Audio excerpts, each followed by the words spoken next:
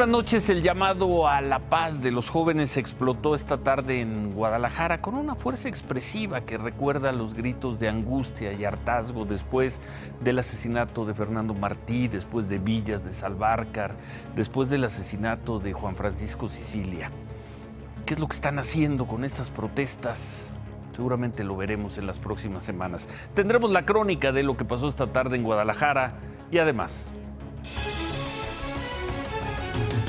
Los productores de la serie Populismo en América Latina acusan a López Obrador de presionar en forma ilegítima y antidemocrática para que la serie no se transmita en la televisión. Leeremos su carta. Ricardo Anaya y el Bronco toman riesgos en el TEC de Monterrey y salen bien librados. Aborto. Vida. Mira. Podría ser un buen secretario de Hacienda, pero no lo invitaría. Por primera vez desde el final de la guerra en 1953, el líder de Corea del Norte pisa territorio de Corea del Sur.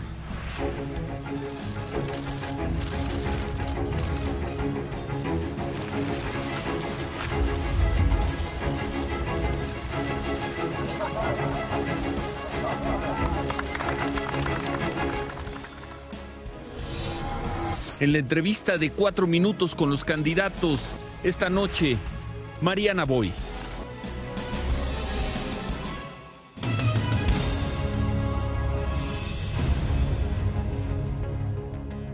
Conmoción nacional por el asesinato de los 3 cineastas de la Universidad de Guadalajara. Se anunció una protesta para hoy en Guadalajara. Tuvo lugar para exigir justicia por los estudiantes que, de acuerdo con la Fiscalía de Jalisco, fueron asesinados y sus restos disueltos en ácido. Esta tarde, Guadalajara, Jalisco.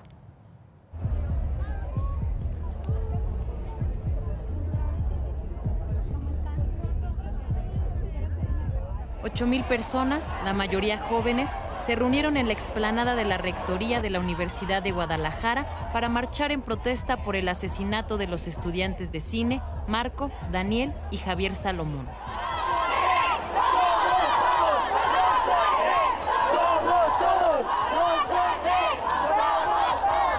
En el camino se sumaron familiares de las 3,000 personas desaparecidas en Jalisco, según cifras oficiales, como es el caso de la familia de Arturo, de 29 años, quien lleva 7 meses desaparecido. Todo cambió. Sin él ya no es la angustia de no saber dónde está, qué le sucedió. Es terrible realmente. Cuando se llevan a una persona, no es nada más la persona. Toda la familia sufre y viene un desequilibrio. Ya nada es igual. Después de casi 1 hora y 1,5 kilómetros de distancia, la marcha llegó a la Glorieta de los Niños Héroes, rebautizada como la Glorieta de los Desaparecidos desde el 19 de marzo, el día que se reportó la desaparición de Marco, Daniel y Javier Salomón. Ni todos los sueños, ni todas las voces pueden ser disueltas en ácido. Nunca se nos va a olvidar esto que pasó y nunca vamos a dejar de exigir paz y justicia. Denunciaron omisión por parte de la Fiscalía de Jalisco y leyeron un comunicado dirigido al presidente Peña Nieto y al gobernador Aristóteles Sandoval. Comunicado aprobado por las familias de Marco, Daniel y Javier Salomón. Las tragedias no se cierran por decreto. La versión que presentó el Ministerio Público carece de pruebas científicas o peritajes concluyentes.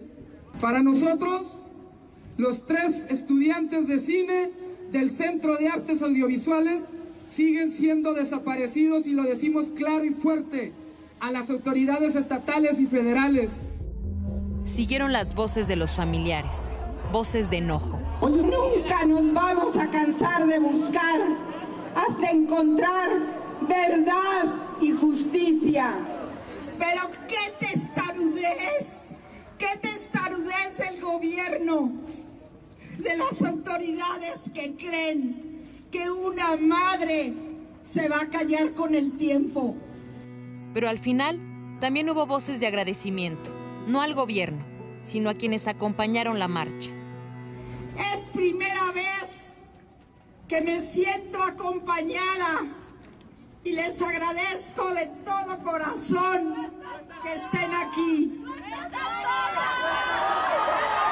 Quiero agradecerles a todos ustedes la fuerza que tienen, porque es lo que necesitamos los padres, la fuerza de la juventud. Hoy en Guadalajara, por la mañana en Imagen Radio, Pascal Beltrán del Río entrevistó al gobernador de Jalisco, Aristóteles Sandoval, y ahí el gobernador habló sobre la tía de Javier Salomón, uno de los 3 estudiantes de cine, y el gobernador hizo esta acusación. La fealdad con la que se condujo a esa señora, el haber manipulado las pruebas, el haber involucrado a su sobrino, pues no tiene nombre. Ella se llevó los vehículos del lugar donde habían sido los muchachos secuestrados. Ella manipuló, después a las horas denuncia, y cuando la vemos con una frialdad y empieza a entorpecer la investigación, a darnos información errónea. Ya lo escucharon, para los jóvenes, para los estudiantes de la Universidad de Guadalajara, los 3 jóvenes no están muertos, están desaparecidos.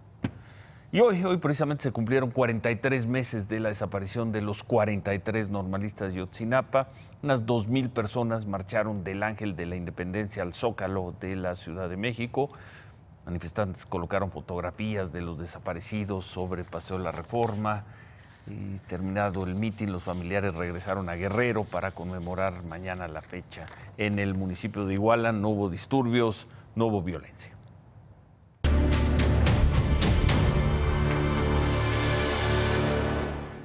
Esta tarde fue detenido en Zacatepec, Morelos, Enrique Alonso Plasencia, candidato a diputado federal independiente y presidente municipal con licencia de Tlalquitenango.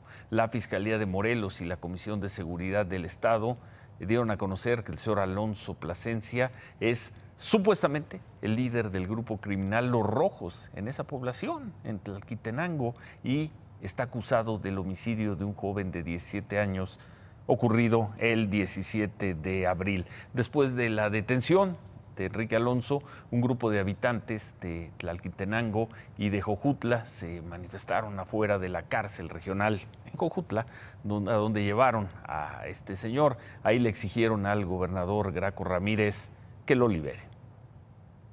Graco Ramírez nomás vino a engañar al pueblo, que nos iba a poner no sé talleres de qué, y nunca puso nada el hijo de la chingada, y ahora quieren sacar a nuestro presidente. No lo va a sacar. Él nos hizo pendejas nomás con unas pinches sombrillas, y con eso se sacó y jamás regresó. Ni le hemos visto su cara. Enrique no está solo, Enrique estamos todos, y Enrique no lo vamos a dejar salir de aquí.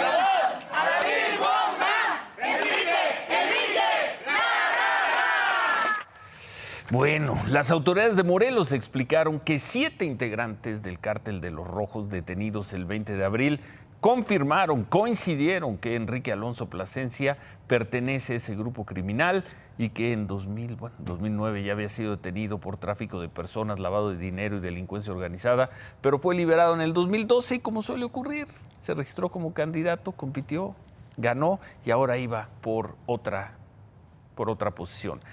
El gobernador de Baja California Sur, Carlos Mendoza Davis, informó que detuvieron al supuesto asesino del presidente de la Comisión Estatal de Derechos Humanos de esa entidad, Silvestre de la Toba, y de su hijo. Hay que recordar que mataron el 20 de noviembre en La Paz, otro hecho que conmocionó. El detenido fue identificado como Óscar Omar González, le decían el Pelonchas, tenía 20 años de edad, lo detuvieron en Sinaloa. Y también con estos temas se encadenan uno tras otro. El semanario Río 12 publicó hoy que otro de los involucrados en el asesinato del periodista Javier Valdés fue asesinado el 29 de septiembre. Un señor de nombre Luis Ildefonso Sánchez, a quien le decían el Diablo, habría sido el copiloto del coche que persigue e intercepta a Javier Valdés. El cuerpo de este señor, del Diablo, fue encontrado en un auto calcinado en San Luis Río Colorado, Sonora.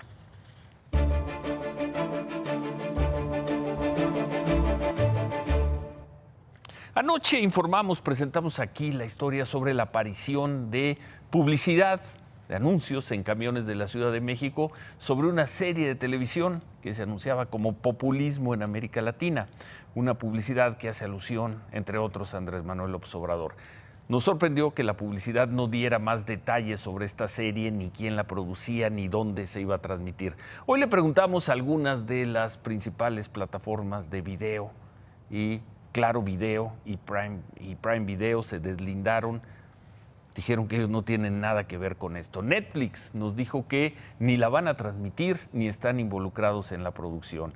Y Cinépolis nos confirmó que ellos no la van a poner en salas de cine y lo mismo nos dijo Amazon. En fin, entonces, ¿quién es el autor de esta serie? Hoy incluso Andrés Manuel López Obrador le pidió al Instituto Nacional Electoral que investigue quién está detrás de esta supuesta producción de la que solo hemos visto su publicidad sin mayores datos en camiones. Pero hace una hora, poco más de una hora, recibimos en Imagen Noticias una carta dirigida a nosotros, una carta de los productores, una productora conocida en el medio que se llama La División, y aquí están las respuestas. Acá está la respuesta a la pregunta que nos hacíamos. Lo leo textual. Dice: un equipo de producción de programas y series especiales para diversas plataformas de televisión elaboró una serie acerca de un fenómeno de especial relevancia para América Latina en un año en que están previstas elecciones en varios países. Los productores nos hemos hecho cargo de la objetividad histórica, la veracidad de los hechos reseñados y la pluralidad de opiniones recogidas, así como los altos valores de la propia producción. Y dicen: en la serie Populismo en América Latina hemos honrado estos atributos de la televisión de calidad. Y concluyen: lamentablemente, en el caso de México, el candidato Andrés Manuel López Obrador y su coalición Juntos Haremos Historia, conformada por Morena, el PT y el PES, están ejerciendo una presión ilegítima y antidemocrática para impedir que esta serie sea transmitida a las audiencias mexicanas. Los productores de la serie, alentados por la defensa de la libertad de expresión y de opiniones diversas, seguiremos buscando medios para la difusión de una serie que tiene los más altos valores de comunicación. Y firma Javier García, productor ejecutivo y realizador de La División. Ahora sabemos quién produjo esta serie, es La División, y ahora sabemos que no tienen pantalla, no tienen salida para transmitirla. El expresidente Felipe Calderón criticó la postura de López Obrador. En Twitter, Calderón escribió: hay productores de cine o televisión que hacen propaganda para López Obrador. Algunas series son calumniosas o hacen apologías de criminales y ahí no cuestiona su derecho. Ahora ataca una serie sobre el populismo en América Latina. Eso es censura. Por cierto, sobre la publicidad de esta serie en los camiones que circulan en la Ciudad de México, hoy nos informó la Secretaría de Movilidad del Gobierno de la Ciudad que es una publicidad ilegal porque estos señores de La División nunca obtuvieron un permiso a ningún concesionario del transporte público, pues para anunciarse en los camiones.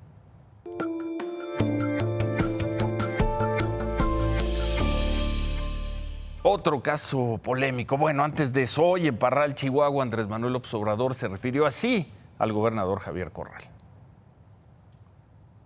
La verdad es un fracaso.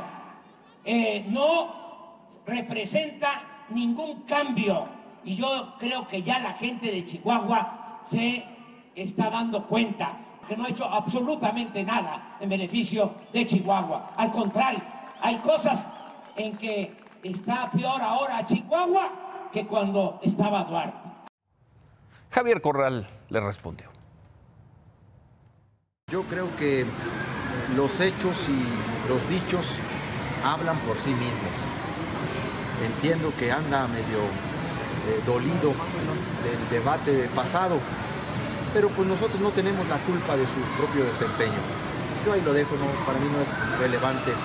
Hace mucho tiempo que dejó de ser para mí un personaje respetable y respetado en el país. Y sobre Chihuahua, los abogados de Alejandro Gutiérrez, el exsecretario adjunto del PRI, quien está preso en un penal de Chihuahua desde diciembre acusado de peculado, solicitaron al juez una medida de apremio para que la fuerza pública, la Policía Federal, lleve a cabo el traslado de Alejandro Gutiérrez a un penal de la Ciudad de México, como ya lo ordenó un juez. Antonio Collado, abogado de Alejandro Gutiérrez, nos explicó por la mañana que si el juez concede esa medida solicitada, la Policía Federal o la autoridad que determine el juez podría ir al penal de Aquiles Cerdán, Chihuahua, y sacar de ahí a Alejandro Gutiérrez. Además de Gutiérrez, también tendrían que ser trasladadas a otras dos personas, Enrique Tarín y Gerardo Villegas, ambos ex colaboradores del ex gobernador César Duarte. A los tres detenidos los tendrán que llevar al reclusorio norte y ahí continuaría el proceso en su contra por peculado por un presunto desvío de 250 millones de pesos para la campaña del PRI. Preguntamos a la Policía Federal y nos respondió que hasta el momento ningún juez les ha notificado nada sobre este traslado, pero nos aclararon que ellos no podrían realizar el traslado de Alejandro Gutiérrez al reclusorio norte a menos de que cuenten con una solicitud de la autoridad de Chihuahua, ya que están obligados a respetar la soberanía de los estados. ¿Qué cosa este asunto que supuestamente estaba pactado desde finales de enero? Sacar de esa cárcel a Alejandro Gutiérrez, quien denunció y sigue denunciando, hoy en la mañana sigue denunciando haber sido víctima de tortura psicológica por parte de las autoridades de Chihuahua.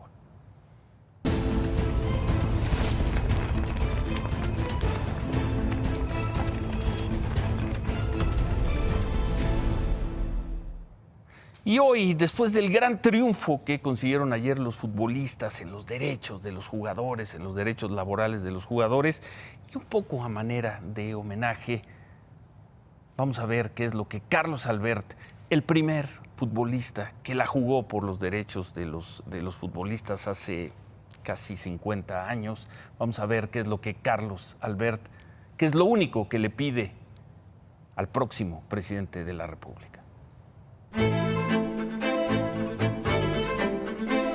Yo lo único que te pido es que siempre gobiernes con los pies en la tierra, que recuerdes que sigues siendo un simple mortal, que nunca sueltes la mano de tu pueblo para que tu pueblo nunca suelte tu mano, que te desprendas de ataduras personales y aprendas a gobernar viendo hacia abajo, con transparencia, con sinceridad, que coloques en la residencia y traigas siempre contigo un espejo, para que nunca olvides quién eres y para que siempre recuerdes a quién tienes que servir.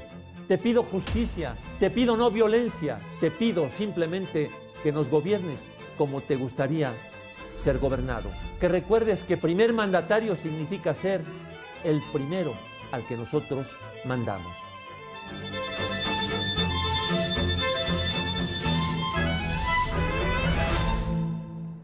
El gran Carlos Albert. Y en las campañas, los candidatos Ricardo Anaya y Jaime Rodríguez el Bronco estuvieron en el TEC de Monterrey. Los dos candidatos hablaron de distintas cosas y respondieron preguntas muy directas de los estudiantes.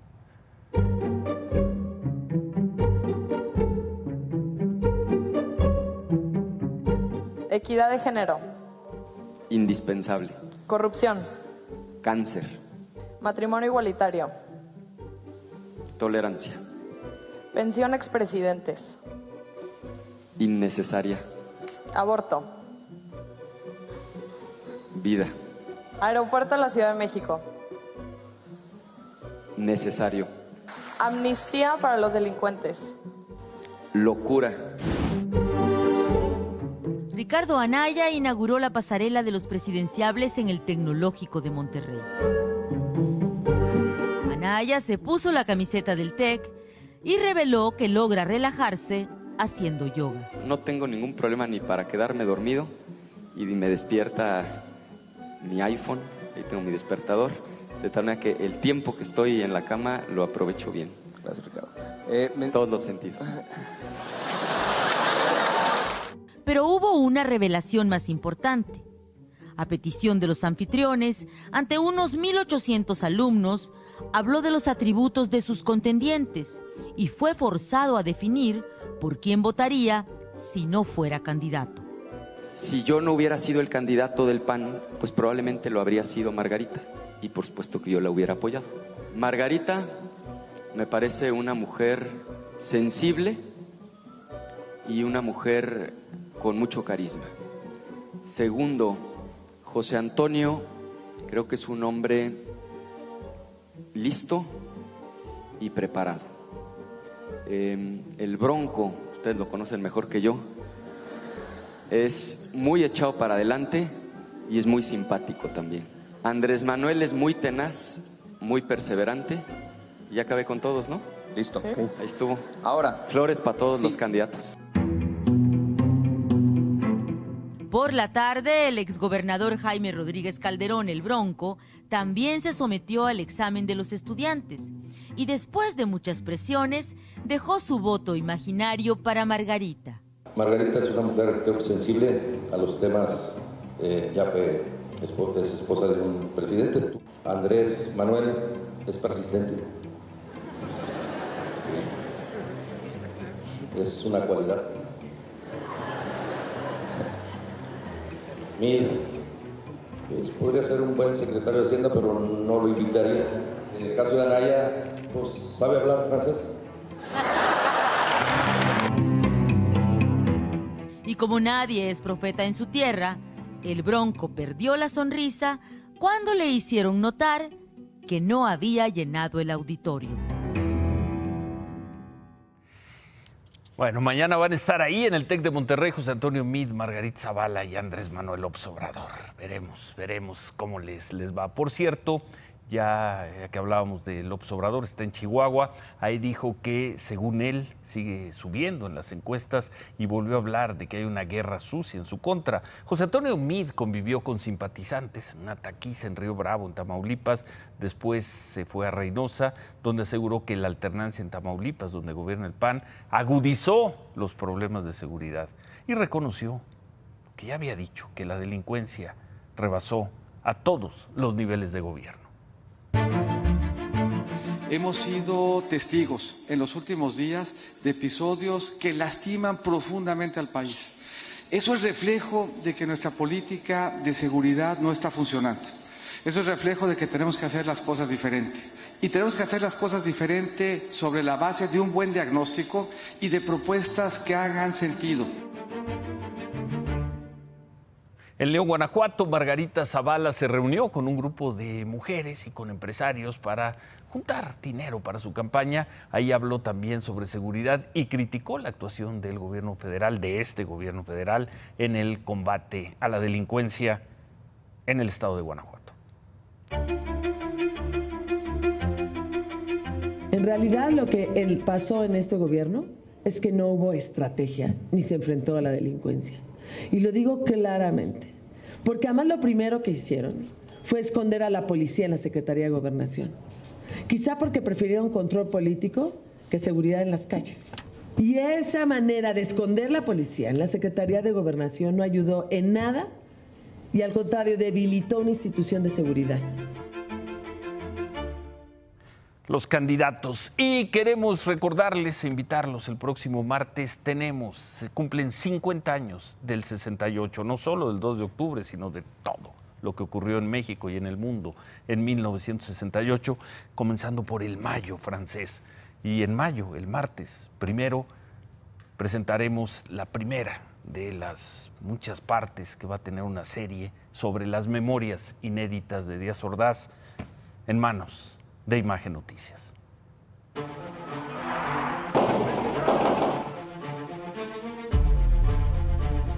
A casi 40 años de su muerte, las memorias inéditas de Gustavo Díaz Ordaz en Imagen Noticias.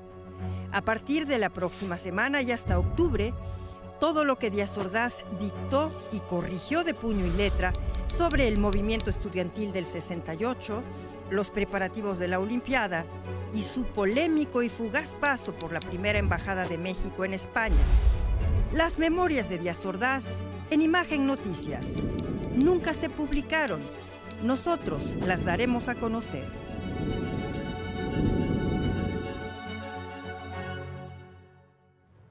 Y así las tenemos y así las veremos, mecanografiadas, corregidas a mano, y así las vamos a presentar, incluidas faltas de ortografía. Así las verán ustedes a partir del martes. ¿Qué más tenemos, Paola?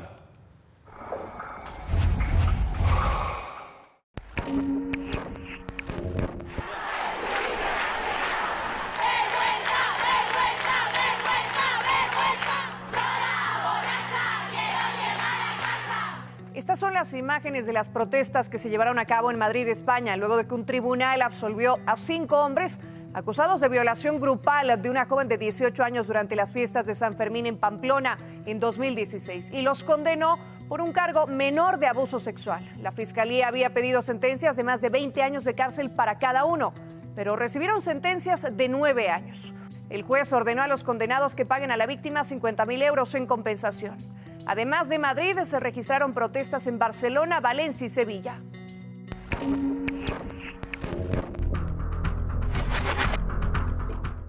En un histórico encuentro, el líder norcoreano Kim Jong-un cruzó hoy la línea de demarcación militar que separa las dos Coreas para mantener una cumbre con el presidente de Corea del Sur, Moon Jae-in, en la que se está tratando un posible desarme nuclear. Kim Jong-un se convierte en el primer líder norcoreano en llegar a Corea del Sur desde 1953, cuando acabó la guerra entre las dos Coreas en un conflicto que no tuvo un tratado de paz y se caracterizó por una serie de ataques. Ambas delegaciones comieron por separado. Después se plantarán un pino como símbolo de paz. Esta cumbre servirá para preparar la reunión entre Kim Jong-un y el presidente de Estados Unidos, Donald Trump.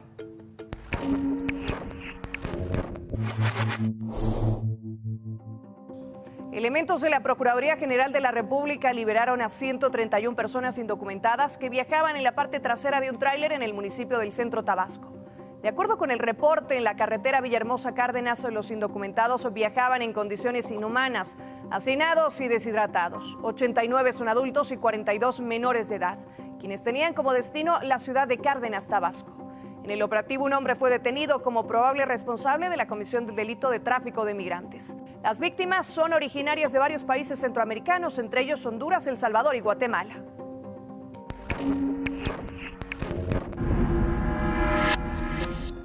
Aquí juntos es el título del video que ha publicado Facebook y que recuerda los mejores momentos, los peores y de lo que está por venir después del caso de Cambridge Analytica. From now on, Facebook will do more to keep you safe and protect your privacy, so we can all get back to what made Facebook good in the first place. Friends.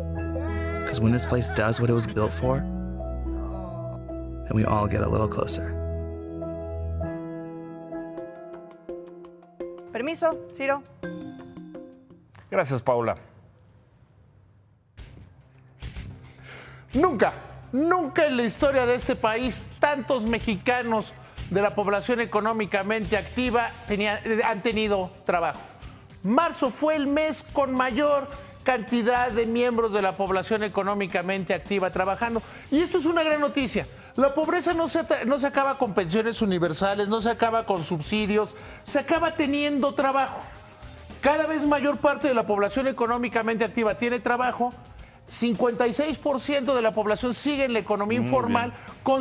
Los estados más pobres, los estados donde hay más economía informal, Guerrero, Oaxaca, Chiapas, son los estados más pobres. Donde hay mayor economía formal, Aguascalientes, Querétaro, Nuevo León, la gente vive mejor y gana más. Entonces, ¿qué es lo que se necesita para acabar la pobreza? Riqueza. ¿Cómo se genera riqueza? Generándola. Empleos bien pagados. A ver, esa cifra no toca a los empleos, pero ya es una vieja discusión. Sí, espérame, vamos a aburrir al público. Hemos tenido 50 veces un empleo en la economía formal. Sí. Primero, es mejor tener empleo mal pagado que no tener empleo. Segundo, un empleo en la economía formal ganas sustancialmente mejor que en la economía informal.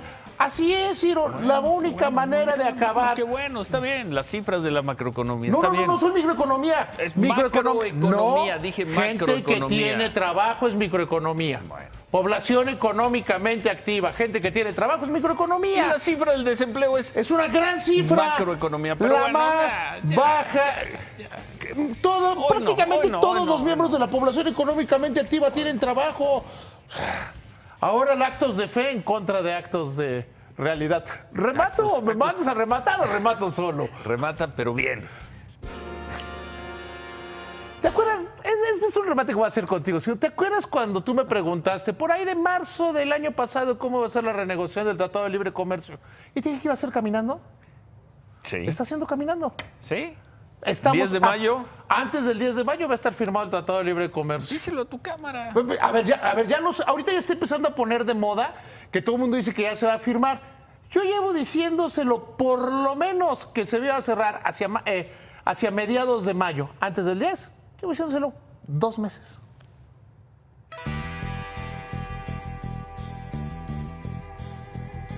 Sí, amigos, ¿cómo están? Hasta la madrugada en Guadalajara, más de 10,000 personas se reunieron en la Minerva para celebrar el título de las Chivas ante el Toronto en la Liga de Campeones de la CONCACAF. Aquí en la Ciudad de México, en el Ángel de la Independencia, la policía tuvo que intervenir luego de algunos problemas que causaron cerca de 500 aficionados en Paseo de la Reforma. María Fernanda Mora, reportera de la cadena Fox Sports, fue acosada durante la transmisión en vivo de la celebración del equipo de las Chivas en la Minerva. Hacía un enlace en vivo y golpeó al agresor. Momentos después, la reportera dijo a través de su cuenta de Twitter que había sido en varias veces manoseada por un aficionado del Guadalajara. Es una pena, esto es tristísimo, es machismo, es una cobardía en el anonimato, es parte de lo que tenemos que erradicar de inmediato. Ojalá que presente la denuncia. Osvaldo Alanís viajará este domingo a España para cerrar su fichaje con el Getafe para la próxima temporada. El jugador de Chivas, que a principios de la temporada había sido separado del equipo, jugará su último partido en México cuando el Guadalajara reciba a León este sábado. Y la Federación Sueca anunció que Zlatan Ibrahimovic no estará en Rusia 2018. A pesar de la decisión, Zlatan dijo que sí estaría en Rusia, aunque no especificó cómo. Será comentarista seguramente. Además, ante la pregunta de si México podría estar más tranquilo por no tener que enfrentarlo, el delantero respondió muy modesto que Suecia es mejor sin él. But if I'm going to the World Cup, yes, I'm going. No, I think Sweden is favorite to win the World Cup because they're better without Zlatan. Y Dulio Islas, un gran representante de México en taekwondo histórico, pasa al oráculo esta noche.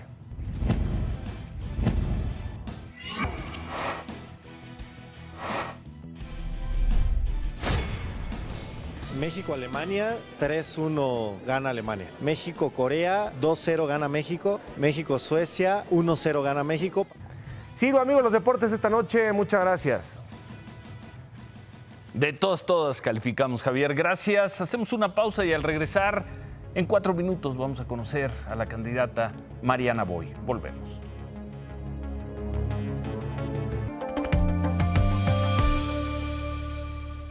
En 4 minutos, Mariana, buenas noches. Hola, buenas noches, Ciro. Poner la votación del Partido Verde en 10% en la Ciudad de México sería un gran logro para ti en esta elección. No parece ser el tipo de personas, de mujeres que se engañan con cosas que no son posibles. Yo creo que la elección, el proceso electoral apenas empieza, estamos a 1/3 de la campaña, Ciro, y lo importante aquí es que yo estoy representando realmente a los ciudadanos que están cansados, que están hartos del caos de esta ciudad, de la corrupción, de la inseguridad, de la falta de agua. El gobierno del PRD y de Morena han tenido la oportunidad de hacer este cambio y han preferido destinar los recursos a programas para comprar el voto. De acuerdo, pero es poco probable que ganes, vamos a decirlo así. Muy poco probable. Yo creo que es pronto para decir eso y lo importante es que aquí la ciudadanía ahora sí tiene una alternativa distinta, tiene una opción de cambio en la ciudad. Tu propuesta, lo que hemos leído y escuchado, tus propuestas de alerta de género y de feminicidio suenan un poco a lugares comunes, a cosas que ya hemos escuchado durante mucho tiempo, Yo Mariana. creo que no, Ciro, y creo que esa ha sido la postura precisamente del gobierno capitalino. Ha minimizado el problema de los feminicidios en la ciudad, igual que minimizó y negó el tema de la delincuencia organizada en la Ciudad de México. Y es muy importante que podamos tomar acciones concretas. Activar la alerta de género es fundamental para que podamos implementar acciones emergentes de manera conjunta con el gobierno federal. federal. ¿Qué te gustaría que quedara de tu campaña en este tema? Mujeres, feminicidio, violencia a mujeres. Una cosa que quedara de tu campaña. Activar alerta de género para implementar acciones urgentes. Bueno, le hemos preguntado a los otros candidatos a manera de ejemplo, ¿cómo terminarías rápido con los cristalazos en Avenida Constituyentes? Pues 3 cosas muy puntuales. Necesitamos presencia policíaca, necesitamos cámaras de videovigilancia que sí sirvan y que las imágenes las podamos usar en procesos judiciales. Y la tercera, un programa tipo alcoholímetro que nos permita tener un control de armas, El programa de alcoholímetro ha sido muy eficiente y necesitamos implementar ¿Cuánta gente se necesitaría para ese alcoholímetro que controlar armas? ¿Cuánta gente? Decenas, pues mucha, digo, cientos. Realmente miles. necesitamos, y yo lo he dicho, la seguridad es una prioridad en mi gobierno, al igual que el tema de agua. ¿Hay una cosa, acción o programa que heredarías gustosa del gobierno de la ciudad si fueras jefa de gobierno, del actual gobierno? Una. Sí, el programa de Prepa Sí, que me parece fundamental que podamos tener educación en la medida que nuestros jóvenes estén en las escuelas, los mantenemos lejos de la delincuencia y de los vicios. ¿Y una que cancelarías en tu primer día de gobierno?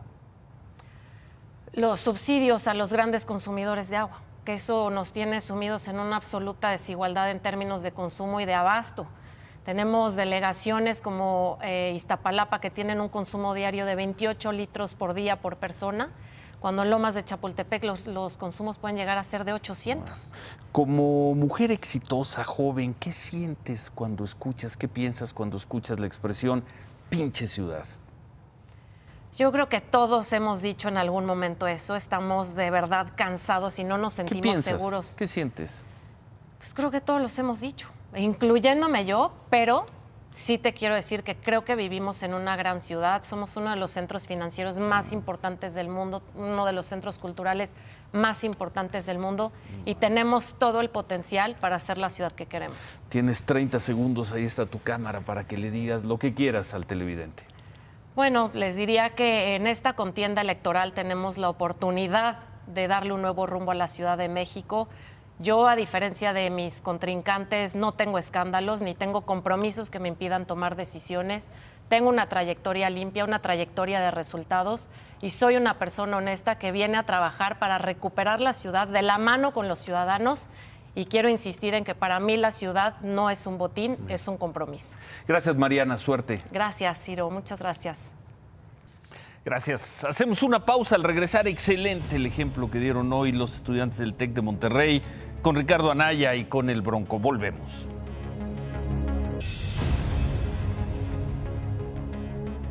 Le pregunté a nuestra reportera Ivonne Melgar, quien hoy estuvo en el TEC de Monterrey, donde los jóvenes interrogaron a Ricardo Anaya y al Bronco. Le pedí a Ivonne que le pusiera un adjetivo al evento. Me respondió que excelente. Y luego me corrigió, me dijo, ponle mejor excelentísimo. Le pregunté por qué y me dijo que con preguntas directas, claras, los jóvenes del TEC dieron un gran ejemplo. En vez de bombardear a los candidatos con preguntas de confrontación, de pleito, los bombardearon con preguntas de conciliación, de propuesta, de futuro. Y los candidatos aceptaron de buen grado, de muy buen grado. Los vimos aquí esta noche. Felicidades entonces al TEC de Monterrey y especialmente felicidades a los estudiantes del TEC de Monterrey. Se quedan con ¿Qué importa? Gracias, buenas noches, ánimo.